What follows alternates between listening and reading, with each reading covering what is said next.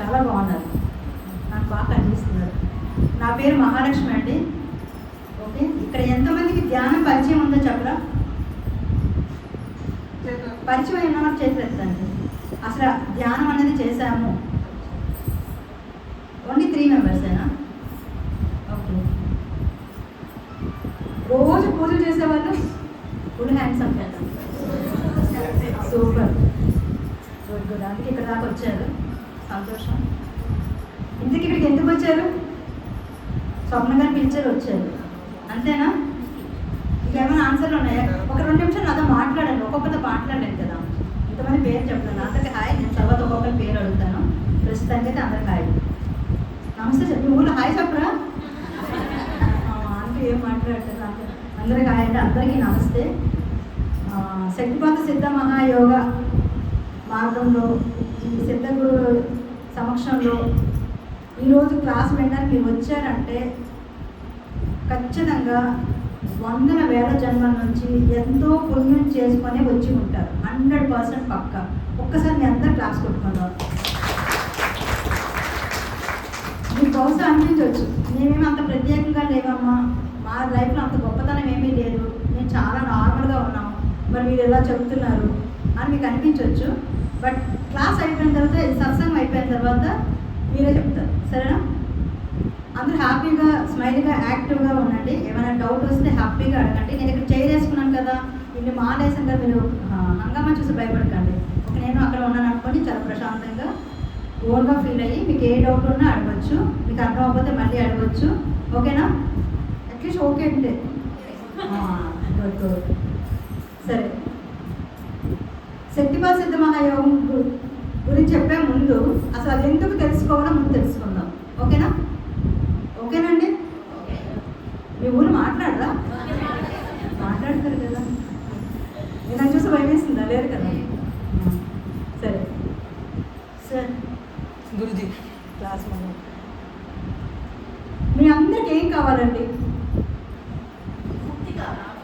అయ్యబాబు ఎవరు? క్లాస్ ముక్తి కాకుండా ఇంకా మాకు అంత అర్జెంటుగా ముక్తి వద్దు, కానీ ఇంకా సూపర్, ఇంకా ఆరోగ్యం, ఆనందం, హ్యాపీనెస్ గుర్తించుకోవాలి. ఇంకా మన చుట్టూ ఉన్న వాళ్ళతో మనం బాగుండాలి, మన చుట్టూ ఉన్న వాళ్ళు మనతో బాగుండాలి. అంతేనా? ఇవన్నీ కావాలంటే మనకి ఏం కావాలో మనకు తెలియాలి. అంతేనా? ఈరోజు అదే తెలుసుకుందాం. దీక్షలు ఇవన్నీ తర్వాత సంగతి. అసలు మనకి ఏం కావాలి, మనం ఎలా ఉన్నాము, ఎందుకు ఇలా ఉన్నాము అన్నది మనము కాసేపు మాట్లాడుకుందాం.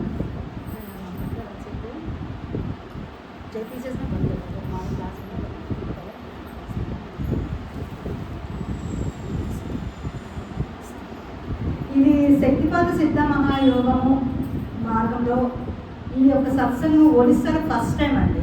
ఒక్కొక్క పర్సన్స్తో అయ్యింది, కానీ ఇంతమందితో మాత్రం ఇది ఫస్ట్ టైము. ఒక్కసారి స్వప్న గారికి, ఒడిస్సాకి, శ్రీలక్ష్మి గారికి కొంచెం నా కోసం ఇంకొక రావు నా ఫ్రీగా లేవు, నా వంతు అనమాట. నిజంగా అంటే చాలా అదృష్టం అండి. దాని గురించి ఒక్క నిమిషం నేను చెప్పి టాపిక్లోకి వెళ్దాము. ఈ ఫోటోలో గురువులు చూస్తున్నారు కదా, మీకు కనిపిస్తున్నారా? తర్వాత చూడండి, లేకపోతే ఆ ఫోటోలో చూడొచ్చు మీరు. ఫోటోలో బ్యానర్ పైన ఫస్ట్ ఫోటో ఎవరిది? శ్రీ దక్షిణామూర్తి, తర్వాత జమదగ్ని మహర్షి గారు ఉన్నారు, ఆ తర్వాత స్వామి గంగాధర తీర్థ గారు ఉన్నారు, థర్డ్ ఫోటో. ఓకేనా? ఆయన ఇక్కడే ఆశ్రమం ఉండేది, ఒడిస్సాలోనే పూరిలో ఉండేది. ఆ తర్వాత గురువు గారు కూడా, నారాయణ తీర్థ గారు కూడా ఇక్కడే ఉండేవారు. శక్తిపాత సిద్ధ మహాయోగం ఈ యుగంలో, ఈ పరంపరలో ఇప్పుడు కొనసాగుతుంది. ఒడిస్సాలోనే మొదలైంది. యాక్చువల్లీ ఒడిస్సాలోనే మొదలైంది. ఇప్పుడు ప్రపంచం అంతా ఉంది, కానీ ఒడిస్సాలో లేదు. ఒడిస్సాలో ఎప్పుడు వస్తుందా అని నేను మీ అందరి కోసం నేను చాలా ఎదురు చూస్తాను. దగ్గర 4 years నుంచి ఎదురు చూస్తున్నాను. నేను 4 years నుంచి మీ అందరి కోసం ఎదురు చూస్తున్నాను. నేను చూడండి చేస్తాను ఇలాగా, నేను చెప్పను ఇలా అనేసి కొట్టేస్తాను, సరేనా? నిజంగా, ఎందుకంటే ఏ ఒడిస్సా నుంచి పుట్టిన గురువుల ద్వారా ఈ విశ్వం అంతా వెళుతుందో, ఈ ఒడిస్సాలో అందరికి అందాలనే తప్పులు నాకు చాలా ఉండేది. నేను ఆంధ్రాలో ఆంధ్రాలో ఇస్తున్నా, అమెరికాలో, Australia, US, Canada, UK, Vietnam, Singapore, Malaysia, Hyderabad, Vijayawada, ఇతర స్టేట్స్, తమిళియన్స్, కన్నడ, మలయాళీస్ అందరికీ దీక్షలు ఇస్తున్నా. ఒడిస్సా వాళ్ళకి ఇవ్వలేదు, ఇద్దరికి ఇచ్చాను నేను. ఒరిస్సలు ఇది అందరూ నాకు ఎప్పటి నుంచో చాలా తపన ఉంది. అనుకోకుండా నమస్తే అండి, నమస్తే. శక్తిపాత్ సిద్ధ మహాయోగం అనేది భూమి పుట్టక ముందు నుంచి ఉన్న మహాయోగం అండి. ఎప్పటి నుంచి అండి? భూమి పుట్టక ముందు. భూమే మనకి అనాది, అవునా? ఎప్పటిదో ఉన్నదని ఏమంటారు? పాతది, అనాది. అప్పటి నుంచి ఉన్న అద్భుతమైన ఒక మార్గంలోకి రావటం అంటే సామాన్యమైన విషయం కానే కాదు. ఎప్పుడో ఎక్కడో ఏదో ఒక జన్మలో మీరు చాలా గట్టిగా భగవంతుని చేరుకోవాలని కోరిక ఈ జన్మలో కానీ గత జన్మలో కానీ లేదా ఏదో ఒక మార్గంలో మీరు మనస్ఫూర్తిగా ఇవన్నిటిని తొలగిపోవాలి. ఎంతకాలం ఎన్ని జన్మని బాధలు ఎత్తాలి, నేను పరమాత్మను చేరుకోవాలి, ఎందుకు నాకు ఇలా అవుతుంది అని ఏదో ఒక క్షణంలో ఎక్కడ గట్టిగా కోరుకుంటూ ఉంటారు ఖచ్చితంగా. అందుకే ఇక్కడ రాగలిగారు. ఓకేనా? సరే, అందరి జీవిత లక్ష్యం ఏంటండి? ఆనందంగా ఉండడం, డబ్బులు సంపాదించడం, ఆరోగ్యం. ఇవి కాకుండా అందరూ బాగుండాలి. కొంచెం మంచి వాళ్ళు ఉన్నారు, వరుస అందరూ బాగుండాలని కోరుకుంటున్నారు. మనకి అన్నీ ఉన్నా కూడా భూమి మీద కానీ ఇతర లోకాలలో కానీ రూపం తీసేస్తారు. సాంప్రదాయం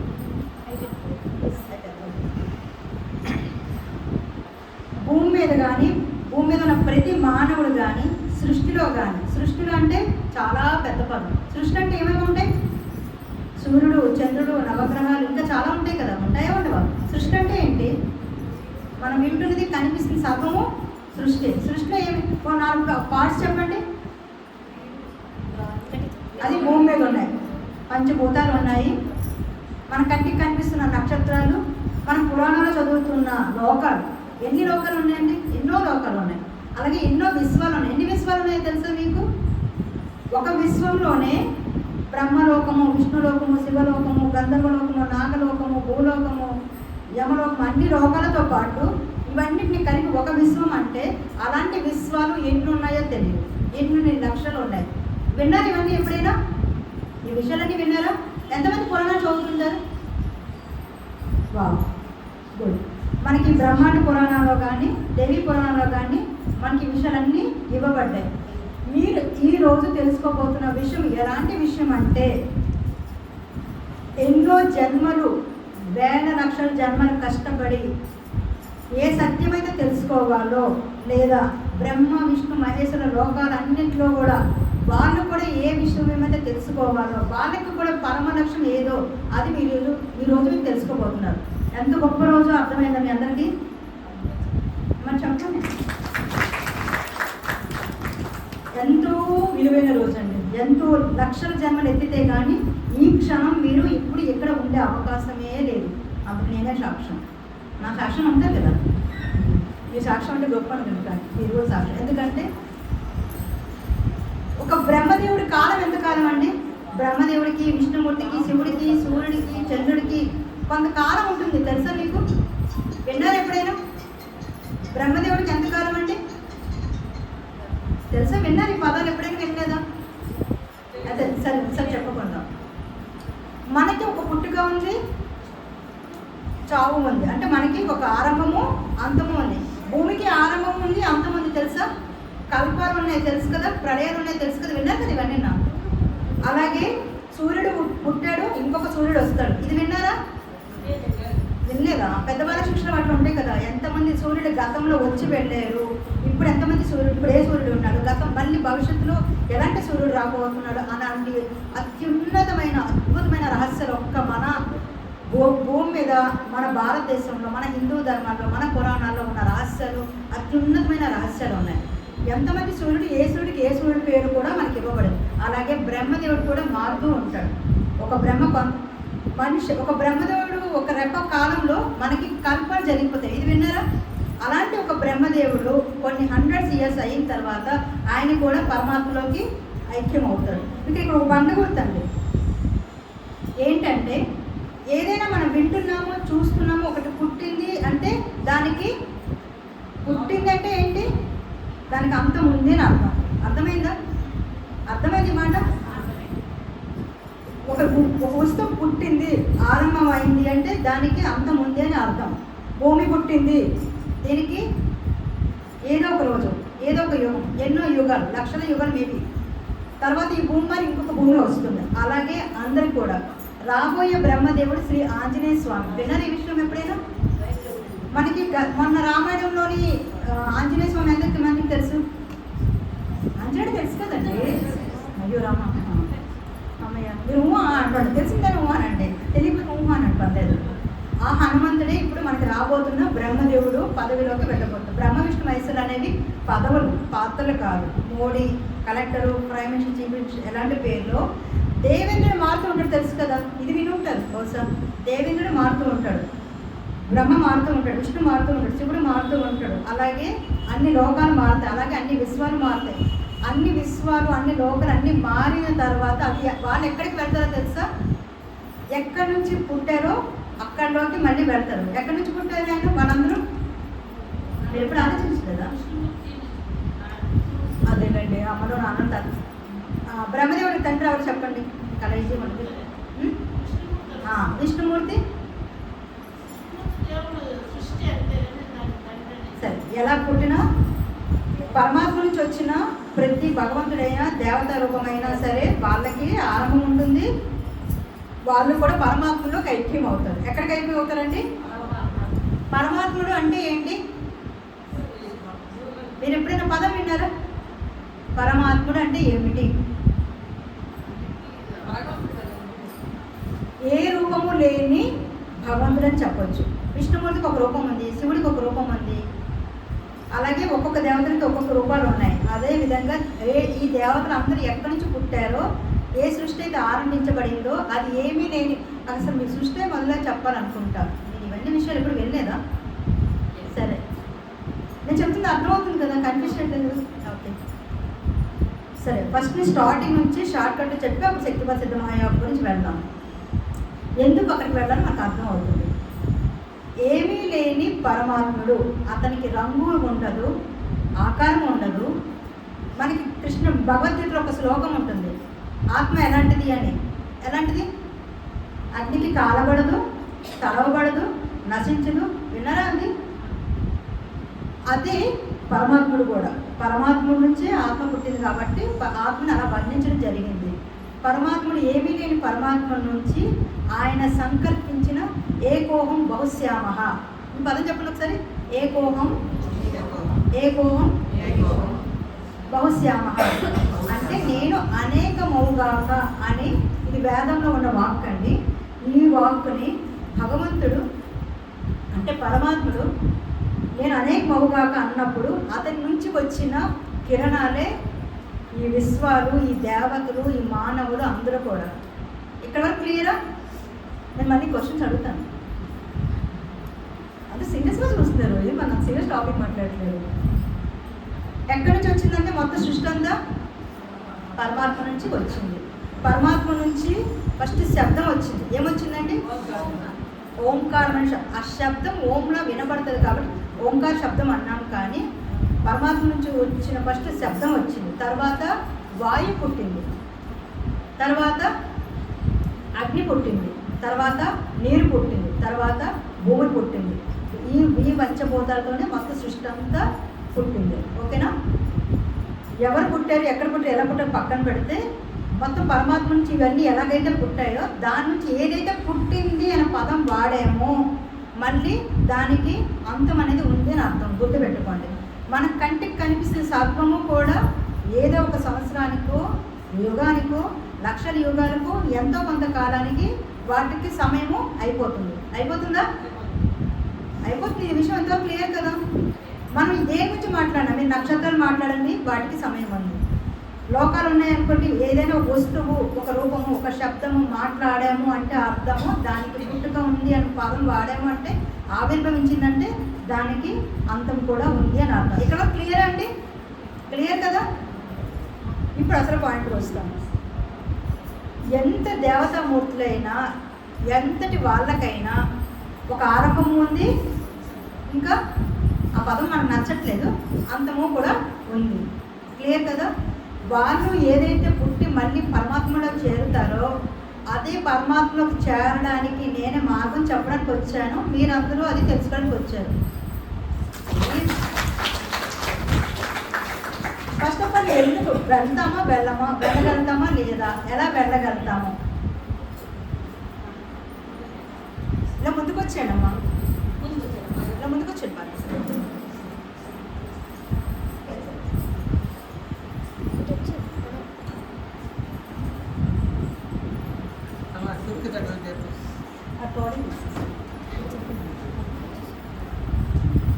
ఏదైతే బ్రహ్మ విష్ణు మహేశ్వరులు కూడా మనకే ఏదైనా కావాలనుకోండి, మనకు అనారోగ్యం బాగాలేదు, స్వామి అనుకుంటాం, విష్ణుమూర్తికో శివుడికో సాయికో పార్వతికో దేవుడికో కృష్ణుడికో వినాయకుడికి ఎవరికి వీలైతే మనకి ఏ దేవుడు ఇష్టం ఉంటే ఆ దేవుడు కోరుకుంటాం, అంతేనా? మనకు కష్టం వచ్చినా, బాధ వచ్చినా, ఆనందం వచ్చినా, దుఃఖం వచ్చినా, ఏదైనా పొందాలన్నా, ఏం కావాలన్నా మనము ఆ దేవతను అడుగుతాము. ఆ దేవత కోరిక ఏంటి? పరమాత్మను చేరుకోవడం. మనం ఇప్పుడు ఏం ప్రయత్నం చేయబోతున్నాం?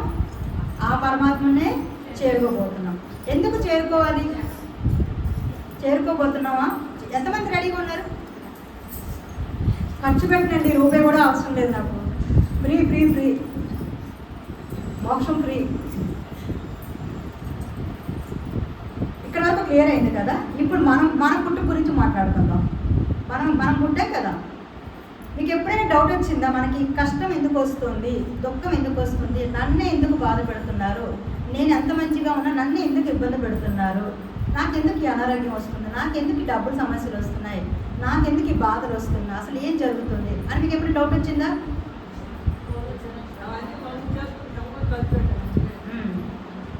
ఈ క్షణం చెప్తాము, ఏమైనా కోపడినప్పుడే మనకు అర్థం అవ్వదు, అంతేనా?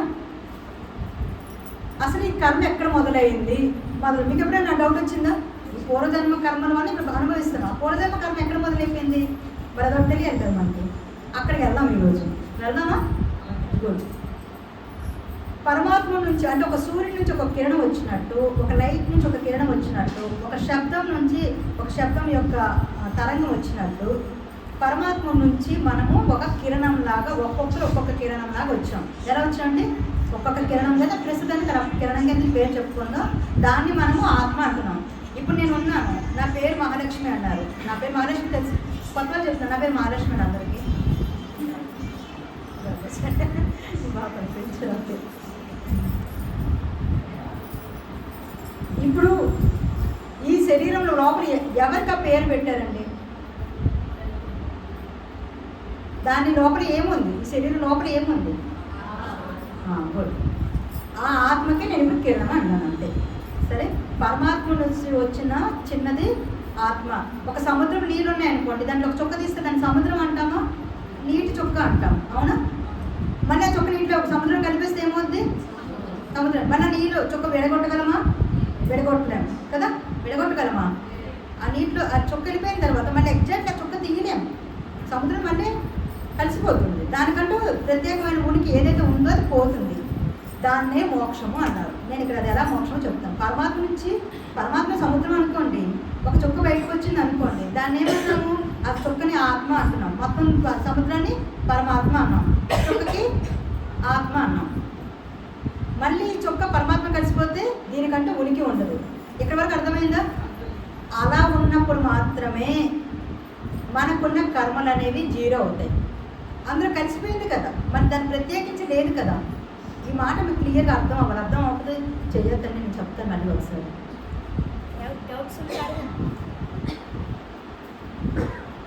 అర్థమైందా ఇప్పుడు నేను చెప్పిన మాట?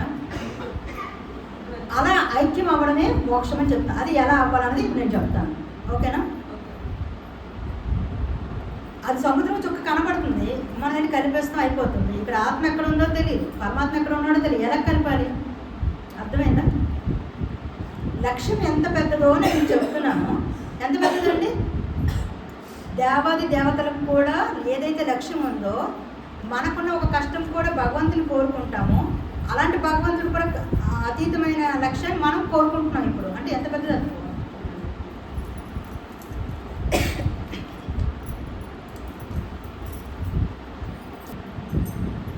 ఫస్ట్ పరమాత్మ నుంచి ఒక ఆత్మ కిరణంలా వచ్చిందన్నాం కదా. మన వేదాల ప్రకారం, మనకి ఇవ్వబడిన జ్ఞానం ప్రకారం అది ఎలా ఉంటుందంటే, మొట్టమొదటిగా భూమి మీద ఖనిజ జీవితం జీవిస్తుంది. ఏ జీవితం అంటే? ఖనిజ జీవితం. మినరల్ కింగ్డమ్ అంటారు ఇంగ్లీష్లో. అంటే రాయ, రప్ప, ఇసుక, కొండ, డైమండు, బొగ్గులు, దేవత విగ్రహాలు, రాళ్ళే, మెట్ల మీద రాళ్ళే, సిమెంటు, ఇసుక, ఐరన్ అన్నీ, ఇవన్నీ కూడా ఖనిజ జీవితం. అలా కొన్ని వేల సంవత్సరాలు భూమి మీద జన్మించిన తర్వాత ఆ జన్మిస్తున్నప్పుడు ఆ సూర్యోదయము, ఆ వేడి, ఆ గాలి, అవన్నిటికీ అలవాటు పడుతుంది ఆత్మ. ఏ కిరణం అయితే భూమి మీద అలా జన్మలు తీసుకుందో అలా అలవాటు పడుతుంది. తర్వాత ఏం చేస్తుంది? ప్లాంట్ కింగ్డమ్ అంటే మొక్క జీవితం జీవిస్తుంది. ఏ జీవితం అంటే అక్కడ దానికి ఆక్సిజను, కార్బన్ డైఆక్సైడ్, ప్రాణము, దానికి ఒక ప్రాణము, దానికి ఒక జీవితము మొదలైంది. అది ఎక్కడికి కదలదు, దానికి ఫ్లెష్, బోన్స్, బ్లడ్ ఏమి ఉండవు. కానీ పండు, పువ్వు, కాయ, విషజంతువు, మళ్ళీ తులసి, అందులో మంచి చెడు అన్నీ ఉన్నాయా? తర్వాత కొంతకాలం అలా దాన్ని ప్రాణం, పండు, కాయ ఇలా మొక్కల జీవితం పెంచిన తర్వాత అంటే ప్లాంట్ కింగ్డమ్ అయిన తర్వాత యానిమల్ కింగ్డమ్ వస్తుంది. యానిమల్ కింగ్డమ్ అంటే జంతు జీవితం. జంతువులు అంటే ఒక మన జీవరాశులు ఎన్ని రకాలండి? ఎన్ని లక్షలు? 84 లక్షల. విన్నారు కదా పదం? 84 లక్షల. మన మహా 100 కనపడతామేమో, కానీ కనిపించినాము. మన కంటికి కనిపిస్తున్న, బయట కనిపిస్తున్న పక్షులు, జంతువులు, అన్ని రకాల జీవితాలు మళ్ళీ మనం జన్మ ఎత్తుతాం. ఎక్కడి నుంచి? ఫస్ట్ ఏ జీవితం అంటే మినరల్ కింగ్డమ్, కంటి జీవితం. 2, 3 యానిమల్. ఇక్కడ మనకి ఏమవుతుందంటే మనస్సు, కోపము, బాధ, గూడు, ఇల్లు, పిల్లలు, బిడ్డ, నక్కలాగా ఒక గుణము, ఆవులాగా ఒక గుణము, కుందేలాగా ఒక గుణము, బలిలాగా ఒక గుణము, పావులాగా ఒక్కొక్క గుణము, ఒక్కొక్క భావన, ఒక్కొక్కటి ఆ జీవితం మనం నేర్చుకుంటాం. అర్థమైందా? మామూలు మనుషులు పోలిస్తారు కదా, వాడు మనిషి కాదురా పశువురా అంటాడు. ఈ మామూలు జీవితం జీవించడాడు, కుక్కలా ఇది అవుతాడు, మాటలు అంటుంటాం కదా. పశు జీవితం జీవించడం, పశు జీవితం ఎత్తుతాడు అంటే అర్థం ఏంటంటే పశువు మనసు లాంటి వాడు ఎత్తుతాడని అర్థం, కానీ మళ్ళీ పశువు అయిపోతాడని ఉద్దేశం కాదు. ఇక్కడ వరకు అర్థమైందండి? ఇక్కడ వరకు అర్థమైందా? ఇక్కడ నుంచి ఈ భావాలతో మనిషి జన్మ ఎత్తుతాడు. మనిషి జన్మ ఎత్తినప్పుడు ఏమవుతుంది? ఈ అన్ని భావాలతో మనిషి జన్మలో మళ్ళీ వాళ్ళు అన్ని రకాల పనులు చేస్తారు. మానవ జన్మ ఎత్తిన తర్వాత ఏమవుతుంది? 4వది మానవ జన్మ ఎత్తుతారు. మానవ జన్మలు ఏమవుతుంది? ఈ కోపము, బాధ, దుఃఖము, భయము, వెంటాటము, ప్రాణము, పిల్ల, గూడు, ఇవన్నీ గుణాలతో మానవ జీవితం మనుషుల్లాగా ఉన్నప్పుడు అక్కడ కర్మ చేయడం మొదలు పెడతాం. ఎక్కడ మొదలైందండి మన కర్మ? ఇప్పుడు అర్థమైందా? ఎక్కడ మొదలైందండి? ఏమీ లేని పరమాత్మ నుంచి బయటకు వచ్చి ఏమేమో అంటించుకొని మళ్ళీ మానవ జన్మ ఎత్తి కర్మలు చేసి ఆ ఫలితాన్ని వేల జన్మల నుంచి అనుభవిస్తూ మళ్ళీ మళ్ళీ మళ్ళీ మళ్ళీ కర్మ ఫలితాన్ని అనుభవిస్తాం. ఇక్కడ వరకు క్లియరా? మన ఆత్మ ప్రయాణం ఇక్కడ వరకు అర్థమైంది కదా. ఇప్పుడు ఏం చేయాలి? మళ్ళీ మనం టాపిక్ వెనక్కి వెళ్దాం. మనకి ఏం కావాలి? ఇంకేం కావాలి ముందు నేను చెప్పాలి, నాకు అర్థమైంది. మీ అందరికీ పరమానందం కావాలి. ఆనందం కావాలా వద్దా? సంతోషం కావాలా, ఆనందం కావాలా? రెండు కావాలంటే ఎవరు తెలివైనది. ఆనందం అనేది ఆత్మస్థితి, సంతోషం అనేది మనసు స్థితి. సంతోషం అనేది వస్తువు మీద ఆధారపడుతుంటుంది. ఓకే, ఒక వస్తువు మీద ఒక ఫోన్ వస్తే హ్యాపీ, పిల్లలకి జాబ్ వస్తే హ్యాపీ, లేదా మనం ఏదైనా సంపాదిస్తే హ్యాపీ, ఏదైనా మా ఆయన చీర కొని పెడితే హ్యాపీ. మీరు ఏమైనా నాకు హాయ్ చెప్పినా హ్యాపీ. హాయ్.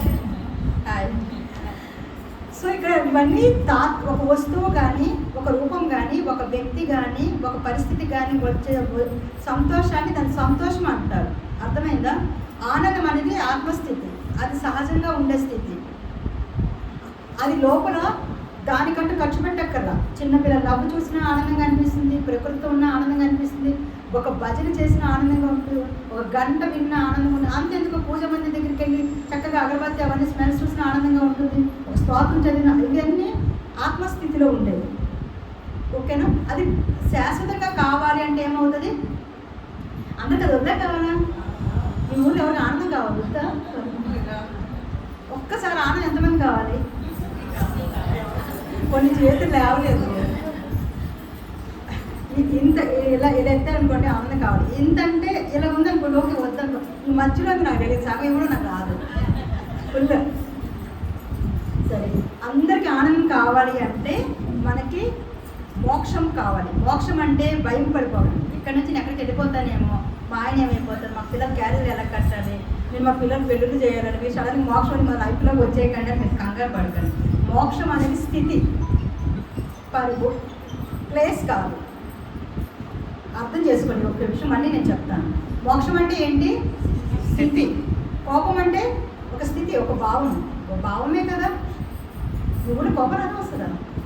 అదే చెప్పండి. కొన్ని కోపము, బాధ, దుఃఖము ఇవన్నీ ఎలాంటి ఒక స్థితితో, మోక్షం అనేది ఒక స్థితి. అర్థమైందండి?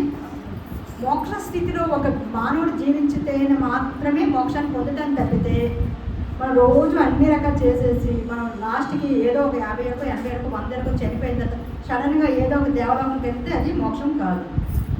ఎంతమందికి మోక్షం కావాలి? ఇప్పుడు చేతులు ఎత్తుతారు. ఇందాక ఎక్కడే తీసుకెళ్ళిపోతాం భయపడిపోయి కదా. మా ఇంట్లో ప్లేస్ లేదండి, అంత ఆశ్రమం గడ్డ కూడా తీసుకెళ్తాను నేను. ఓకే, మోక్షం అనేది కేవలము స్థితి మాత్రమే. బాగా బాగా భర్త తిట్టాడు అనుకోండి, మీరు హాయిగా నవ్వుతున్నారు అనుకోండి, దాన్ని ఏమంటారు? మోక్షం ఇస్తాడు కదా. మోక్ష స్థితిలో ఉన్నవాడు. ఒక రమణ మనిషి ఉన్నాడు అనుకోండి, ఆయన మనం తిడితే అవుతుందా? షిరిడి సాయిబాబా ఉన్నాడు అనుకోండి, ఆయన కోపడితే ఏమవుద్ది? మనకు బాధ వస్తుంది, ఆయనకి ఏమవుతుంది? అవునా? అవునా కాదా? అంటే ఆయన బాధ ఉన్నది ఏంటి స్థితి? మోక్ష స్థితి. మోక్ష స్థితి ఉన్న వాళ్ళకి భూమి మీద ఉన్నామా, ఫ్యామిలీలో ఉన్నామా, దేవలోకంలో ఉన్నామా, ఎక్కడున్నా ఒకటే. పరమాత్మ ఐక్యమైన ఐక్యం అవుతున్నా ఒకటే. మోక్షం అనేది ఒక భావన, ఒక స్థితి, ఒక అనుభూతి. ఆ మోక్ష స్థితి మీరు పొందాలన్నదే నా కోరిక. మీరు పొందాలని స్వప్న గారు, శ్రీలక్ష్మి గారు వీళ్ళిద్దరు కోరిక కూడా. ఒకసారి ఇద్దరికి క్లాస్ కోరుదాం. ఇప్పుడు మోక్షం పొందాలని ఎంతమంది రెడీ అయిపోయారు కదా. ఎందుకు పొందాలంటే ఏం జరగాలి అది తెలియదు కదా. అదైతే ఒక పువ్వు అనుకోండి, నేను ఇచ్చేస్తాను. స్నాక్స్ అనుకోండి, ఇవి ఇచ్చేస్తారు. స్థితి కదా, మీరు పొందాలి. ఎంతమంది రెడీగా ఉన్నారు? ఇప్పుడు ఆనందం కూడా వద్దాం. ఎంత మంచి అనిసారి చెయ్యట్లేకపోతారా?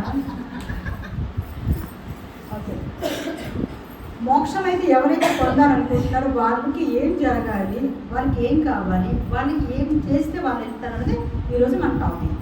శక్తిపాత సిద్ధ మహాయోగంలో దీక్ష తీసుకుంటే, గురుమతం తీసుకుంటే, మంత్ర దీక్ష తీసుకుంటే మీ యొక్క కర్మలు, సంస్కారాలు, గుణాలు, దుఃఖాలు అన్నింటినీ కూడా భగవంతుడే తీస్తారు. అది మన పని కాదు. ఎవరి పని అండి? ఇప్పటి వరకు మన పని అనుకొని మనం చేస్తూ వచ్చాము, మనం చెయ్యలేకపోతున్నాం. స్వామి మా వల్ల కాదు, తల్లి మా వల్ల కాదని చెప్పి ఆ పరాశక్తికి ఇచ్చేసాం అనుకోండి, ఆమె చేసుకుంటుంది. క్లియరా? అర్థమైందా? ఇప్పుడు నేను ఇందాక ఏం చెప్పాను? మనకు ఒక జీవితంలో దుఃఖం ఉందనుకోండి, భర్త దుఃఖము, భార్య దుఃఖము, తోటికోడళ్ళు, బంధువులు, చుట్టాలు, లేదా అనారోగ్యము, లేదా అశాంతో, లేదా పేదరికము, ఏదో ఒక కష్టము ఎవరికైనా ప్రతి ఒక్కరికి ఉంటుంది. అసలు కష్టం లేని వ్యక్తులు ఎవరైనా మీరు చూసారా? ఇప్పుడైనా మీ ఊళ్ళైనా, మీ పురాణాలైనా, దేవతలైనా ఎక్కడైనా చూసారా? కష్టం లేని ఒక గురువు కానీ, ఒక భగవంతుడు కానీ, ఒక ఋషి కానీ, ఒక ముని కానీ మనం చూసామా? మరి మనం ఎందుకు కోరుకుంటున్నాం? కోరుకుంటున్నామా? కోరుకుంటానండి, అవి కూడా మనకి తెలుసో తెలియకో మనకి ఎందాక అర్థమైపోయింది. కర్మను మనకు తెలియకుండా తెచ్చేసుకున్నాము, ఆ కర్మను ఫలితాలు తెచ్చుకున్నాము, ఆ కర్మను ఫలితాన్ని అనుభవిస్తున్నాము. ఇప్పుడు మనకి ఏంటి కావాలి? మోక్షము అంటే ఏంటి అంటే విడుదల. విడుదల అంటే దేని నుంచి? మన కర్మ చక్రాల నుంచి, మన కర్మల నుంచి విడుదల. అంతేనా? మోక్షం అంటే అంతేనండి. దేని నుంచి విడుదల? ఓకే, ఇక్కడ క్లియర్. మనం కర్మలు ఎలా చేసుకుంటాం ఫస్ట్ తెలుసుకుందాం. కర్మలు ఎలా చేస్తుంటాం? మనసుతోని, చేతులతోని, ఆలోచనతోని చేస్తామా చేయమా? ఒక రోజుకి ఎన్ని కర్మలు చేస్తామా? మీరు ఎప్పుడైనా గెస్ట్ చేశారా? ఒక రోజుకి ఎన్ని చేస్తామండి? ఇప్పుడు శ్రావణ మాసం, ఇప్పుడు మార్చి మాసం పాలు పొంగించుంటారు అందరూ చక్కగా. పొంగించారు స్వామివారిని ఏదో అడుగుంటారు కదా, కోరుకుని ఉంటారు కదా. ఒక క్షణం కోరుకుంటే అక్కడి నుంచి ఆయన ఇచ్చాడా లేదా? ఇప్పుడు ఇవ్వకపోయినా ఇస్తాడు కదా. అంటే ఎంత ఒక ఆలోచనతోనే కదా కోరుకున్నారు. జ్ఞానం కోరుకున్నారా? మనసులో దండం పెట్టుకొని, నమస్కారం చెప్పుకొని, సంకల్పం చెప్పుకొనే కదా కోరుకున్నారు.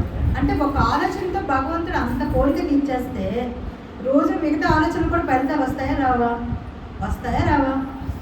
అంటే మీరు మనసుతో రోజుకి ఎన్ని ఫలితాలు, ఎన్ని కర్మలు చేసి ఉంటారు? ఊపిరి తీసుకుంటే కర్మ, తుమ్మితే కర్మ, తగ్గితే కర్మ, పని చేస్తే కర్మ, ఎవరు తిడితే కర్మ, ఎవరు మనకు తిడితే కర్మ, ఎవరు మనకు తిడుతున్నప్పుడు మనం బాధపడితే అది కూడా కర్మే. తెలుసా మీకు అది? ఒకరు మనం తిడతారు, అది తిట్టారంటే నాకు బాధ వచ్చిందండి, అది కర్మ ఎలాగ అవుతుందండి, అది కూడా మేము చెయ్యొద్దా, అలా అయితే ఎలాగండి అని అనిపిస్తుంది. కానీ కర్మే. ఎందుకు తెలుసా? చెప్పుకుందాం, ఒక పాయింట్ చెప్పుకుంటే మనకి క్లియర్ అర్థమవుతుంది. ఒక పర్సన్ వచ్చి నాకు తిట్టారు అనుకుందాం, నేను తప్పు చేయలేదు అనుకుందాం, నన్ను తిట్టారు, నాకేమనిపిస్తుంది? బాధ అనిపించదు, నాకు అనిపించదు, బట్ చెప్తున్నా, నాకు బాధ అనిపించి ఉంటుంది. బాధ అనిపిస్తే ఏమవుతుంది? కర్మ అవుతుంది. అప్పుడు బాధను నేను తీర్చుకోవాలి కదా, అప్పుడు ఏమవుతుంది? ఇంకొక జన్మలో లేకపోతే ఇంకొక రోజు, ఇంకో సంవత్సరము నేను వాళ్ళని తిట్టే పరిస్థితి రావాలి, వాళ్ళు బాధపడాలి. అప్పుడు తర్వాత ఏమవుతుంది? ఇప్పుడు వాళ్ళు బాధపడుతున్నారు, ఇప్పుడు నాకేమవుతుంది? అర్థమైందా? నేను ఉన్నానండి, నా పక్కో చెడ్డ తమ్ముడు, అన్నయ్య, ఫ్రెండ్, బంధువు, స్నేహితులు ఎవరో ఉన్నారు, నేను వాళ్ళని తిట్టాను, ఇప్పుడు వాళ్ళని తిట్టే నేను వాళ్ళని తిట్టాను అనుకుంటాం. అప్పుడు వాళ్ళకి ఏమనిపిస్తుంది? బాధ కలుగుతుందా లేదా? అది బాధ కలిగితే ఏమవుతుంది? వాళ్ళకి మళ్ళీ కర్మ నేను రివర్స్ అవుతుందా లేదా? అవుతుందా కదా? మనకి దాన ధర్మాలు ఎందుకు అలవాటు చేశారంటే నువ్వు ఏదిస్తే అది పొందుతావు అన్నారు. ₹1 దానం ఇస్తే అనుకోండి ఏమవుద్ది? పుణ్యం వస్తుంది. ₹1 వస్తుందని దానం చేస్తాం. ఒక తిట్టే అనుకోండి ఏమవుద్ది? అది తిడతాను మర్చిపోతాం మనం. మీకు అర్థమైందా? అంటే రోజుకి ఆలోచనలు ఎవరి గురించి ఎవరు విచిత్రం ఏంటంటే, నేను నా ఎదురు ఒక వ్యక్తి దెబ్బలాడుకున్నాం అనుకోండి, మా ఇద్దరు బాధలో కంపారిజన్ ఉంటే పర్వాలేదు. వేరే వాళ్ళతో దెబ్బలాడుకుని నాకు చెప్పారు అనుకోండి, నేను వాళ్ళ గురించి మాట్లాడాను అనుకోండి, ఇప్పుడు ఏమవుతుంది? వాళ్ళతో దెబ్బలాడుకుని వాళ్ళతో కర్మ చెప్పి ఇరుక్కుంటే అర్థం, నేనెందుకంటే ఇరుక్కోవాలి, కానీ మనం సగం కర్మ ఇదే చేస్తాం. ఎస్ అను ఇవన్నీ చేయొద్దు, చేయకూడదు అనుకోండి. లేకపోతే సాయి సాయి, రామ రామ, కృష్ణ కృష్ణ, శ్రీరామ్ మీకు నచ్చింది అనుకోండి, అవుతాయి. ఓకేనా? మీరైతే దెబ్బలాడుకొని అందరూ కర్మ నన్ను ఎందుకు పెట్టుకుంటారు? నన్ను ఎందుకండి ఇరిటిస్తారు? ఆడవాళ్ళు మరి కలిసిపోతారు, కానీ కర్మలో మనకు భాగం అంటారు. మనకెందుకండి? మా ఆయన నా పిల్లడు అని కర్మ వేయడానికి. మీకు ఇన్ఫర్మేషన్ చెప్పనా? మనకి తల్లి, తండ్రి, భర్త, భార్య, పిల్లలు ఎవరైనా సరే మనకి ఏదైనా ఇవ్వగలరు. భోజనం, తిండి, బట్టలు, గిఫ్ట్లు, వస్తువులు, ప్రేమ, నవ్వు అన్నీ ఇవ్వగలరు. కానీ మన కర్మలో ఎవరైనా వేలు పెట్టగలరా? తీసుకోగలరా? తీసుకోలేరు. మరి భగవంతుడు తీసుకోగలరు అనుకుంటున్నారా మీరు? తీసుకోగలరా? ఎందుకు తీసుకోలేడు తెలుసా? తీసుకోగలడు, ఆయన తీసుకోగలగడు. ఒక రాముడైనా, కృష్ణుడైనా, శివుడైనా, కృష్ణమూర్తి తీసుకోగలడు, కానీ వాళ్ళు తీసుకోరు. ఎందుకంటే అది ధర్మం కాదు, అది ప్రకృతి ధర్మం కాదు. కాబట్టి ఒక 2 ఎగ్జాంపుల్స్ చెప్పుకుంటే మీకు గుర్తుండిపోతుంది. ఎందుకంటే కర్మ గురించి మనకు బాగా తెలియాలి, లేకపోతే మనము అర్థం చేసుకోలేము. రాముడి గురించి, కృష్ణుడి గురించి చెప్పుకున్నాం. కొన్ని కృష్ణుడి తల్లి ఎవరండి? ఈజీ క్వశ్చన్, గట్టిగా చెప్పండి. ఒకేసారి దేవకిని అవ్వాలి అసలు. దేవకి తల్లి ఎన్ని రోజులు కారాగారంలో ఉందండి? ఓన్లీ 1 సంవత్సరం అటు ఇటు అయితే అయింది. నేను ఏమైంది ఇప్పుడు మన మార్చలా అయింది. 14 ఎంతో కొంతకాలం, 14 ఏళ్ళు ఉంది యాక్చువల్లీ. ఎంతకాలం అంటే 14 సంవత్సరాలు. నేను ఫిల్ ఇన్ ద బ్లాంక్ మొత్తం ఫిల్ చేసి ఒక్క లైన్ చెప్పొచ్చు కదా. జైల్లోనే ఉండింది ఆవిడ. మరి కృష్ణుడు ఏంటి? దేవుడు కదా. మనకు కష్టం వస్తే ఆయన దగ్గరికే కదా వెళ్తాము. మరి ఆయన కన్న తల్లికి కష్టం ఉండొచ్చా? ఉండకూడదు కదా. మరి ఎందుకు ఉంది ఆవిడ జైల్లో? ఎవరు చెప్పారు? నేను క్లాస్ కొట్టాను, మంచి పని చేస్తారు. రామాయణంలో కైకేయి, ఎగ్జాక్ట్లీ రామాయణంలో రాముడు దేవుడు, ఆయనకి ఏదైనా చేస్తే మనకి ఏమైనా అవ్వచ్చా? అవ్వకూడదు. తల్లి కైకేయి కూడా ఎంతో ప్రేమించింది, కానీ ఒకసారి తన కొడుకు బాగుండాలని ఒక ఉద్దేశంతో ఒక చిన్న దోషమైన ఆలోచన చేసింది. రాముడు తల్లి, మళ్ళీ జన్మలో కృష్ణుడు తల్లిగా పుట్టిన వాళ్ళకి కర్మ తప్పలేదు. మనం ఎంత అండి, మన అమ్మ నాన్న అంత తోపుడు కాదు కదా. మన కర్మలు ఎలా ఉంటాయి? ఇంకా ఉంటాయా? అంటే ఈ లెక్కన ఒక్కసారి ఒక మాటకి కైకేయికి ఇక్కడ 14 ఏళ్ళు పట్టింది. ఎందుకంటే ఒక మాటకి రాముడు 14 ఏళ్ళు అరణ్యవాసం చేశాడు కాబట్టి మళ్ళీ తల్లి అదే ఆమె మళ్ళీ 14 ఏళ్ళు జైల్లో ఉండాల్సి వచ్చింది, అదే కారాగారంలో ఉండాల్సి వచ్చింది. అడిగింది ఆవిడ, కృష్ణ అందరినీ నువ్వు కాపాడావు కదా, నన్ను విడిపించడానికి 14 ఏళ్ళు పట్టిందా అని అడిగితే అప్పుడు చెప్తాడనమాట, అమ్మ నువ్వు గత జన్మలో కైకేయిగా నా తల్లిగా ఉన్నావు, అప్పుడు నువ్వు ఇలా చేయటం వలన 14 ఏళ్ళు నేను అరణ్యవాసం చేయడం నువ్వు కారణం అవ్వడం వలన ఇప్పుడు నువ్వు 14 ఏళ్ళు ఉండాల్సి వచ్చింది అని. అంటే కృష్ణుడు పక్కన ఉంటే అర్జునుడు కానీ, ద్రౌపది కానీ, కుంతికి కానీ ఎవరికైనా మార్పు వచ్చిందా? మార్పు రాదు. అంటే ఇక్కడ ఏమర్థమైంది? మనం చేసిన ప్రతి కర్మకి ఎవరు బాధ్యులండి? ఎవ్వరు తల దూర్చరు. ఈవెన్ భగవంతుడైన దేవత రూపమైనా సరే. ఇప్పుడు ఎవరు మీ కర్మను ఎవరు కలిగించుకోవాలి? మనం కాదు, మీకు మీరే చేసుకోవాలి. నేనేం చేయలేను. ఎవరి వాళ్ళు నేనే అనుకోండి మీరు, సరేనా? మనం అంటే ఒకరికొకరు సపోర్ట్ చేయలేం. ఏదో వంటకి హెల్ప్ చేసినట్టు, దేనికో హెల్ప్ చేసినట్టు కర్మలో మనం వెయిట్ పెట్టలేము. ఇక్కడ వరకు క్లియరా? అంటే ఇక్కడ ఏమర్థమైంది? కర్మను మనం తెలియకుండా నేను ఫస్ట్ ఎలా చెప్పాను, ఆత్మ ప్రయాణం చెప్పాను. తర్వాత ఏం చెప్పాను? కర్మలకి కారణమైన వాసన సంస్కార గుణాల గురించి చెప్పాను. తర్వాత కర్మలు ఎలాగొచ్చాయో చెప్పాను. తర్వాత ఏం చెప్పాను? ఇప్పుడు కర్మలు వస్తాయి, దాన్ని తప్పించుకోవడం మన వల్ల కాదు, దేవతలకి అసాధ్యమైన, మనకి ఎలా సాధ్యపడుతుంది. ఇక్కడ దాకా క్లియర్ కదా? నెక్స్ట్ స్టోరీకి వెళ్దామా? ఎవరు అలాగే అన్నారు, కొంచెం గట్టిగా అనండి అందరూ అలాగా అంటే వెళ్ళిపోవచ్చు. బ్యాడ్ కర్మ చేస్తే ఏమవుతుందండి? సింపుల్ ఆన్సర్ అండి. బ్యాడ్ కర్మ చేస్తే బ్యాడ్ జరుగుతుంది. పుణ్యకర్మ చేస్తే పుణ్యం వస్తుంది, పాపకర్మ చేస్తే పాపం వస్తుంది. దాన్ని అవ్వదు. ఇక్కడ మీరు ఒక విషయం గుర్తుపెట్టుకోండి, మీరు ఎంత పుణ్యం చేస్తే అంత పుణ్యకర్మ వస్తుంది, చాలా సంతోషం. కానీ ఆ పుణ్యకర్మ ఫలితంకి పాపకర్మ కలగదు. ఈ విషయం తెలుసా? తెలుసా తెలీదా? తెలుసా తెలీదు? ఎందుకో చెప్పండి. పని మనము 100 పుణ్యాలు చేస్తే 100 పుణ్య ఫలితాలు అనుభవించగలం. కానీ మన దగ్గర ఉన్న 100 పాప ఫలితాలు అవి చెల్లి పట్టడానికి కుదరదు. అసలు అసాధ్యం. అది లేనే లేదు. అలా అయితే రాముడిని కృష్ణుడికి అన్నందుకు జైలు శిక్ష తప్పించుకోవాలి కదా. మరి తప్పించుకోలేదు కదా, మనకు అర్థమవుతుంది కదా. నేను పురాణాల కథలు చదివేటప్పుడు చాలా జాగ్రత్తగా చక్కగా అర్థం చేసుకుని చదవండి. ఈ రోజు నుంచి పూజ చేసిన, పురాణాలు చదివినా, స్తోత్రం చదివినా, ఏం చదివినా, కథ చదివిన వారికి విన్న వారికి ఏమొస్తుందండి? వినడం చదవడం అంటే విన్న వారికి అంటే వినడం అంటే ఏంటి అర్థం అంటే కథ వినడం కాదు, విని ఆచరణ పెట్టడం. నా మాట నా కొడుకు వినడం అంటే చెవుట్లో పడదని కాదు, చెప్తాము వాడు వినడని అర్థం. వినడం అంటే అది. ఈరోజు చాలా వినండి. ఇప్పుడు కష్టం కదా వినడం. సరే, ఇప్పుడు పాప పుణ్యానికి పాపము, పుణ్యం పాపకర్మకి పాపము, పుణ్యకర్మకి పుణ్యం. క్లియర్? అంటే ఇక్కడ ఏమర్థమైంది? పాపకర్మ కరిగించుకోవాలంటే పుణ్యకర్మ పనికిరాదు. ఇప్పుడు మనకి ఏంటి? పుణ్యకర్మని పాపకర్మ రెండింటిని కరిగించాలి తప్పితే బ్యాలెన్స్ చేయడానికి కుదరదు.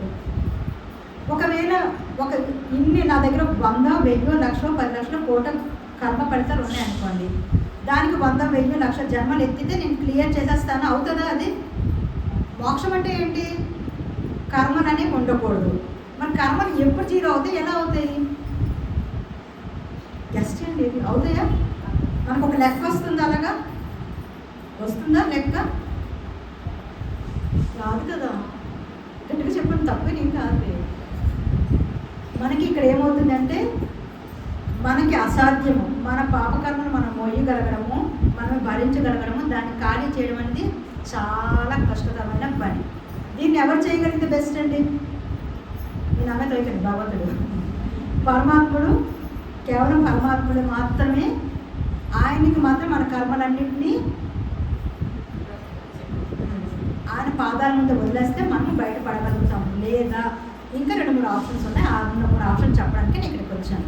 ఓకేనా? నాకు కూర్చోపోతే ఇక్కడికి ఏదో పదం వాడితే ఒక స్త్రీమూర్తి అని కానీ మహాలక్ష్మి కానీ అనుకోవద్దు. దక్షిణామూర్తి గురు పరంపరలో ఒక గురువు మాత్రమే అనుకోండి. ఎందుకంటే ఇప్పుడు మీరు అందరూ ఉద్ధరించబడాలంటే ఎవరు రావాలి? దక్షిణామూర్తి రావాలి. ఇప్పుడు మీకోసం ఆయన పుట్టారు అనుకోండి, వచ్చారు అనుకోండి, మళ్ళీ 25 జన్మలకి ఇంకొక 10 ఏళ్ళకి 20 ఏళ్ళకి మళ్ళీ రావాలి కదా ఆయన. అలా వస్తూ ఉండడానికి అవుతుందండి? అవ్వదు కదా. అందుకని ఆయన ఏం చేశారు?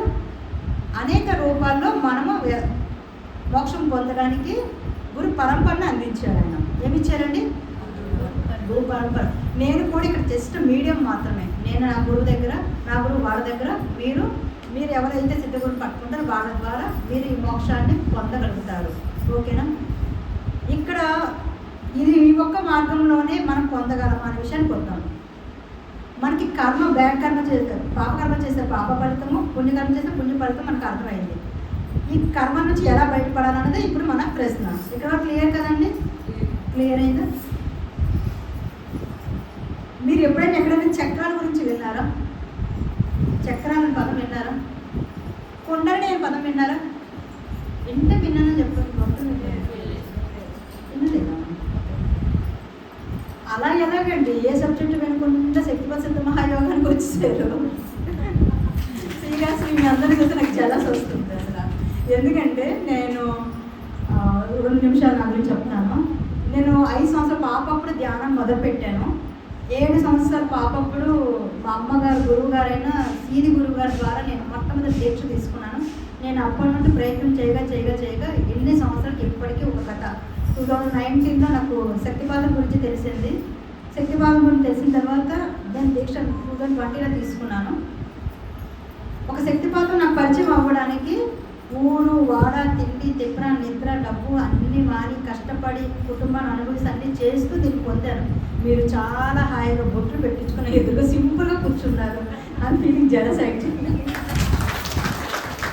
మీకు తెలుసో లేదో మేనే కాదు, ఇంకా ప్రవీణ్ గారు కానీ శ్రీనివాస్ గారు వీళ్ళందరూ కూడా వాళ్ళందరూ ఒక 20-25 ఇయర్స్ అండి. వాళ్ళు తిరగని ఊరు లేదండి, తిరగని ఎక్కడ గుమ్మాలు లేకుండా అంత కష్టపడ్డాం. సత్యం తెలుసుకోవాలని ఇంకేం లేదు. నేను ఏదైతే చెప్తున్నానో ప్రతి మాట కూడా నమస్తే అమ్మ ప్లీజ్ ప్రతి మాట కూడా వేదాలలో వాటిలో ఇవ్వబడిన సత్యమే సింపుల్గా మీకు వాడి భాషలో నేను చెప్తున్నాను. మీకు ఒక టాబ్లెట్ కావాలనుకోండి, మీరు డాక్టర్ కోర్స్ చదువుతారా? సెల్ ఫోన్ కావాలంటే కనిపెడతారా? అవసరం లేదు కదా. మనకి ఏం కావాలన్నా అంతే కదా. మరి డాక్టర్ కోర్స్ చెయ్యం, డాక్టర్కి వెళ్ళి వస్తాం. సెల్ ఫోన్ కంటే సెల్ షాప్కి వెళ్ళి వస్తాం. అలాగే మీరు జ్ఞానం పొందడానికి మోక్షం పొందడానికి నాగలాగా తిరగకుండా సింపుల్గా ఒక్కరోజు సత్యం అర్థం చేసుకొని హాయిగా మీరు ఒక షాప్కి ఏదో సెల్ కొన్నట్టుగా మోక్షానికి వచ్చారు. అక్కడ అట్లీస్ట్ డబ్బులు పెట్టారు, మీకు డబ్బులు కూడా అక్కర్లేదు. ఏదో స్వప్న గారు పుణ్యం అని వచ్చేసారు. మీరు నిజంగా మీరు ఒకసారి స్వప్న గారికి మీరు చేయగలిగారు. నిజంగా చాలా సంతోషంగా ఉంటుంది. ఎందుకంటే చాలా కష్టం అండి. శక్తిపాతం పదం వినడం కష్టము, సిద్ధగురువు అని పదం వినడం కష్టం. ఎంతో కృప ఉంటే తప్పితే ఏదో జన్మలో ఎక్కడో మీరు ఎక్కడో లేకపోతే తెలుసో తెలియకో మీరు ఇంట్లోనే ఎక్కడో ఏదో గట్టిగా కోరుకుని ఉంటారు. నాకు సత్యం కావాలి, నేను ఎందుకు బాధపడుతున్నాను, అసలు ఎందుకు ఇదంతా జరుగుతుంది, అంత నాతో నేను ఎందుకున్నాను, ఎక్కడో గట్టిగా ఏడ్చుంటారు, బాధపడి ఉంటారు. ఏదో ఒక టైం ఆ చైల్డ్హుడ్ డేస్లో అవ్వచ్చు, చిన్నప్పుడు అవ్వచ్చు, ఇప్పుడు అవ్వచ్చు, ఎప్పుడైనా అవ్వచ్చు, ఏదో గత జన్మలో కూడా అవ్వచ్చు. కానీ ఇక్కడికి వచ్చి అనుకుంటున్నారు. సరే, శక్తిపాతం గురించి చెప్తాను. ప్రతి వ్యక్తిలో కూడా ఇక్కడ నుంచి జాగ్రత్తగా వినండి. ఇప్పుడు దాకా చెప్పినంత అర్థమైంది కదండి. Any questions?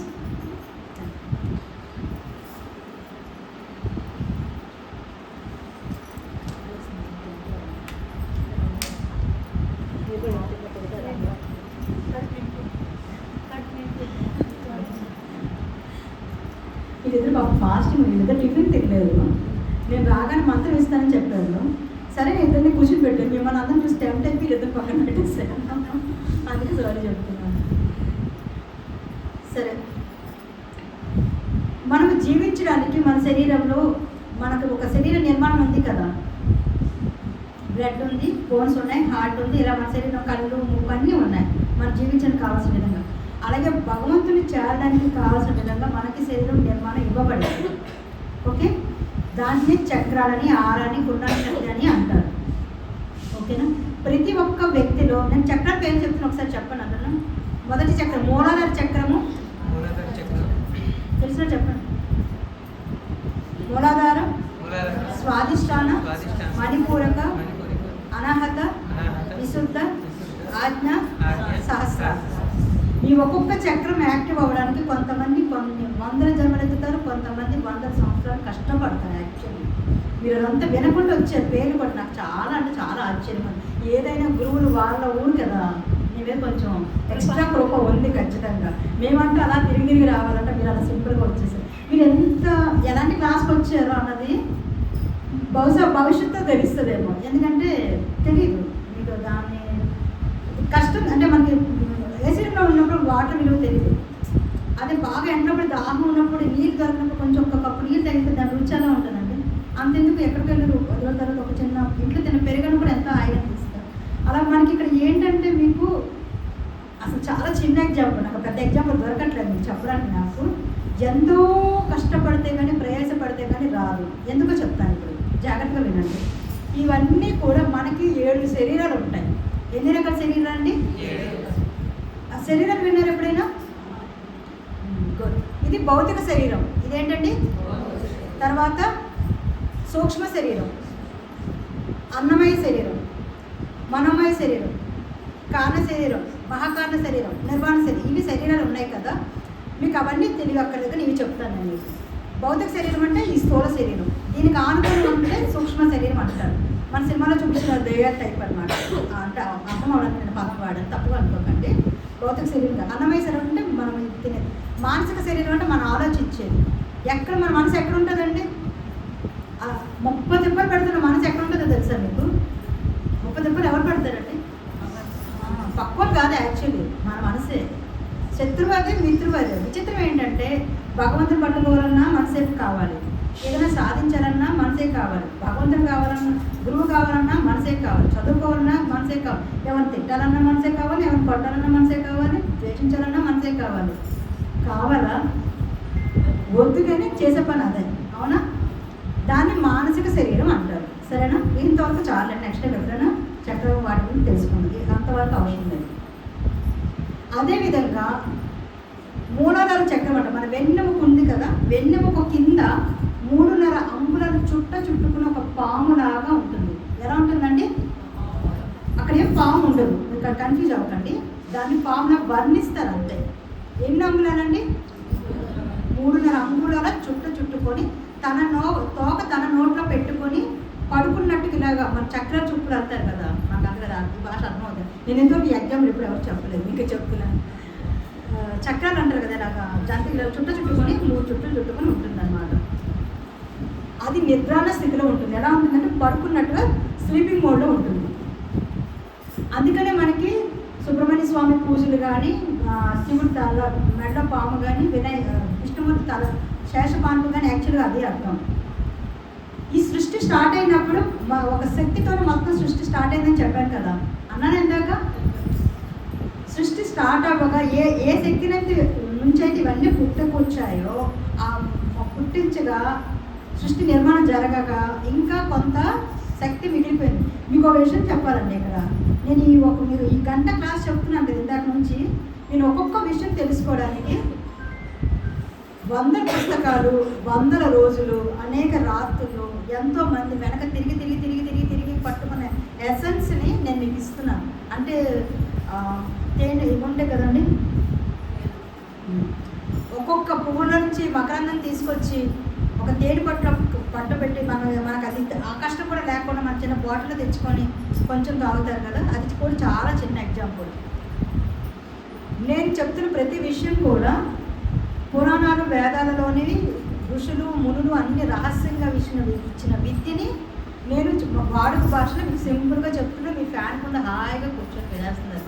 ఇంట్లో పనులన్నీ అవగొట్టేసుకొని, బాధ్యతలను అవగొట్టేసుకొని, పిల్లలు స్కూల్కి పంపించేసి, హస్బెండ్ పంపించేసి 2 అవర్స్లో మోక్షం పొందేద్దామని చాలా సింపుల్గా వచ్చేసారు. నేను ఇలా రావడానికి మాత్రం నేను చాలా కష్టాలు పడ్డాను, నిజంగా చెప్తున్నాను. సో మిమ్మల్ని అంటే ఒకటి, నేను తోపు మీరు కాదని ఉద్దేశం కాదండి. నేను ఈ జన్మలో కష్టపడ్డాను. మీరు ఈ మాట వింటున్నారంటే మీరు గత ఎన్నో జన్మలు ఇవన్నీ దాటే వచ్చారు. ఇప్పుడు మీకు తెలియకపోవచ్చు, భవిష్యత్తులో తప్పకుండా తెలుస్తుంది. ఏదో ఒక జన్మలో మీరు గట్టిగా సాధన చేసి ఉంటారు, నాలెడ్జ్ నేర్చుకునే వాళ్ళు. ఇప్పుడు మర్చిపోతాం, మామూలు స్టవ్ పెట్టి పాలే మర్చిపోతాం. మనకి ఈ విషయం మర్చిపోతుంది, విషయం మనకి కాదు కదా, మర్చిపోయి ఉంటామా లేదా? చెప్పలేదు కదా. సరే, ఇప్పుడు ఎక్కడ దాకా వచ్చాం?